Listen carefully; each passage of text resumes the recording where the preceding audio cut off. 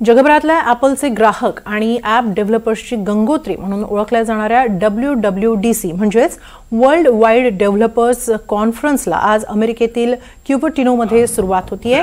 या कॉन्फरन्समध्ये iOS 26 सह अनेक नव्या सॉफ्टवेअर अपडेट्सची घोषणा ॲपलचे अध्यक्ष टिम कुक आणि त्यांची टीम करणार आहे।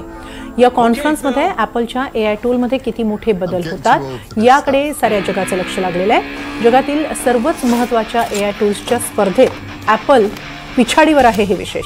ॲपलचे दोन प्रतिस्पर्धी मायक्रोसॉफ्ट आणि गुगल दोघंही AIच्या बाबतीत खूप पुढे निघून गेले आहेत। ॲपल मात्र सिरी या त्यांच्या व्हॉइस असिस्टंटमध्येच सुधारणा करत राहिलाय।